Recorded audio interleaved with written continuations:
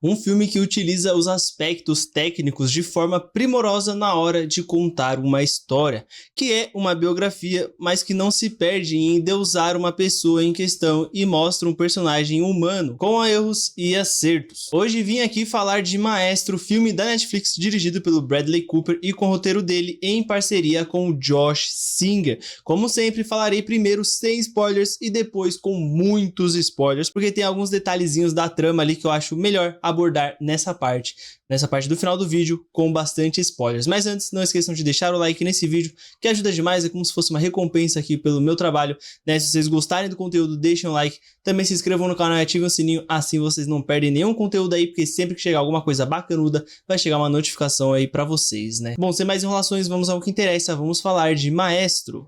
If summer doesn't sing in you, then nothing sings in you. And if nothing sings in you, then you can't make music. Bom, a primeira coisa que eu preciso começar dizendo é que eu adoro como esse filme utiliza de alguns artifícios de direção e montagem para contar a sua história.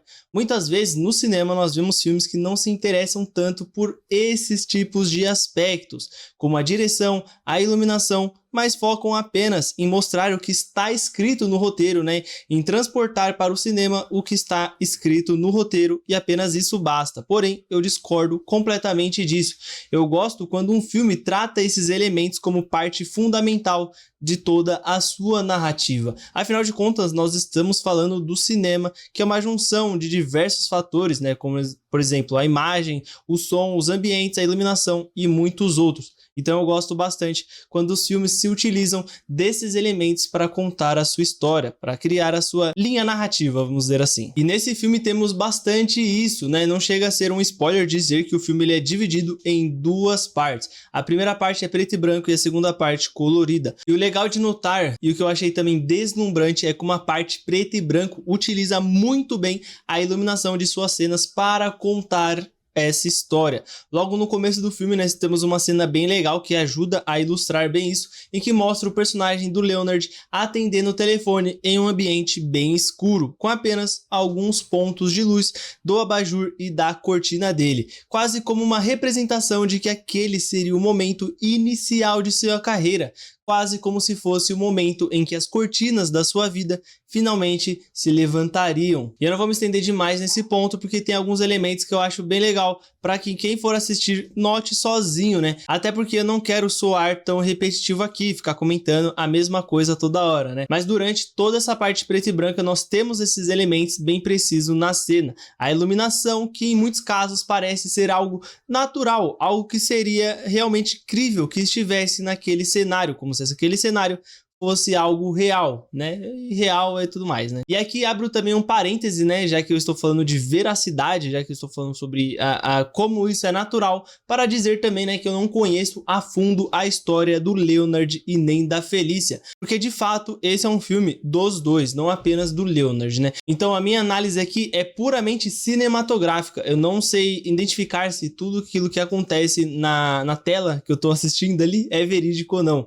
mas eu trato isso como se fosse realmente um filme só, né? Um filme de ficção, no caso. Mas o que eu acho bem legal de notar é que ele não é aqueles filmes de biografia que exaltam e lançam os seus agraciados quase como espécies de semideuses, pessoas perfeitas e que não erram. Aqui é muito o contrário. Eles pegam o personagem do Leonard e ele comete muitos erros ao longo da vida dele, e o filme vai mostrando isso muito bem. E esse personagem também, ao longo do tempo, vai mudando, né? Conforme o tempo vai passando, assim como todos os seres humanos mudam, e ainda que seja bem retratado em alguns momentos ali, algumas partes importantes da vida do Leonard, isso é feito de uma forma em que não pareça que isso seja algo para defini-lo, sabe? Isso é mais um traço dele do que realmente algo para definir ele completamente, né? E isso é realmente muito importante, porque as pessoas, elas não são apenas um traço da sua personalidade, né? Elas têm muitas coisas maravilhosas, muitas coisas ruins também, né? Porque o ser humano é assim. A direção do Bradley Cooper é linda e no sentido puro. Os enquadramentos deles são bem bonitos, são muito lindos realmente.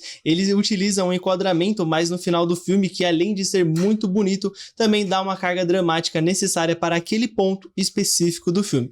Eu vou comentar falar mais pra frente sobre isso, né, pra não dar tantos spoilers aqui, mas uma cena do começo do filme que ajuda também a ilustrar bastante isso que eu quero dizer. É quando a Felícia se apresenta para o Leonard. A escolha de mostrar o rosto dele enquanto ela fala os sobrenomes e vemos o rosto dele mudando para uma feição de interesse e também os seus olhos brilhando, né, a cada vez que ele vai ouvindo os sobrenomes dela. Depois, mais uma vez, o uso da iluminação e enquadramento em uma cena com eles conversando na janela enquanto vão se conhecendo e, por que não, se apaixonando a cada palavra que o outro diz. É muito bonito realmente, mas não é só isso, porque eu tô dizendo que o enquadramento é bonito, né? Mas não é só isso, porque ele ajuda a contar a história, sabe? A gente entende como eles se apaixonaram e o quão forte é essa paixão por conta desses artifícios da direção mesmo do Bradley Cooper. As atuações também são muito boas, principalmente da dupla de destaque, né? Que é o Bradley Cooper e a Carey Mulligan, que dão um verdadeiro show. Eles têm uma química muito boa e os momentos mais dramáticos eles entregam tudo de si, eles dão a vida literalmente não, calma que ninguém morre, eles dão a vida realmente, né, é isso que eu quis dizer, falei errado, calma aí rapaz, calma aí, não me xinga não. Eu também devo dizer também que temos ótimos momentos dramáticos no filme, carregados de sentimentos, porque o filme ele constrói muito bem toda essa tensão ao redor até o ponto chave, mas calma aí, eu não vou falar demais, né, pra não dar spoilers, e por isso eu quero passar para a parte já com spoilers, porque tem algumas coisas da trama que eu acho bem legal de pontuar. Então, para vocês que não assistiram o filme e não gostam de spoilers, eu me despeço aqui. Peço que se inscrevam no canal e ativem o sininho, ajuda demais. Também deixa o like se gostaram do conteúdo, que é muito importante, né? Para quem fica, então, vamos embarcar no trem do hype, né? Vamos embora, né? Bom, primeiro eu quero falar um pouco mais sobre esses enquadramentos. Eu tenho duas cenas ali no final do filme que são perfeitas para mim. Perfeitas no sentido de serem bonitas, né? Não é perfeita de ser tecnicamente, esteticamente é bonito. Tecnicamente eu também acho legal. Então, é a minha opinião. A primeira é a cena em que o Leonard deita junto com a Felícia. Ela já tá bem debilitada naquela parte do filme, né? Por conta daquele câncer. E nós temos esse momento em que eles ficam juntos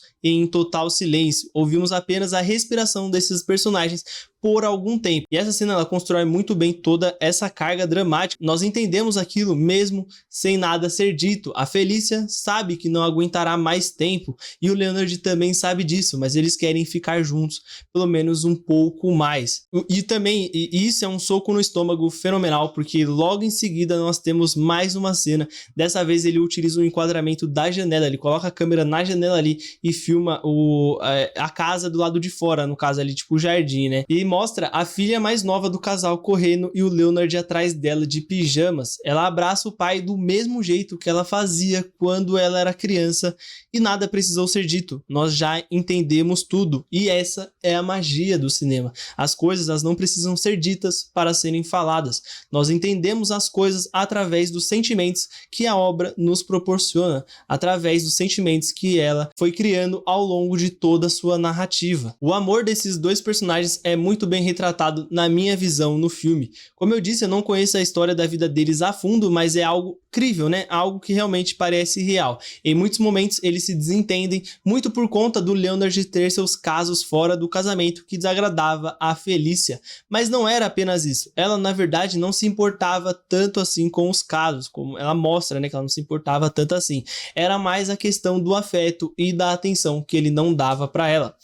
Eu acho que a cena derradeira ali que mostra bem isso é a cena em que eles estão na ópera e de vez o Leonard pegar na mão dela, ele resolve pegar na mão do Tommy ali. Então ela entende que já não tem mais o amor dele. Porém, ele precisava dela, afinal de contas ele precisava demonstrar que ele era um bom marido e um bom pai para todos. O que eu chego em um detalhe ali que é uma leve crítica aqui que eu tenho ao filme, né? Eu acho que faltou falar um pouco mais também de como era a sociedade naquela época, sabe? Porque, assim, será que o Leonard, ele não sofreu nenhum ataque homofóbico? Será que ele não sofreu nada ali, nenhuma retaliação ou coisas do tipo?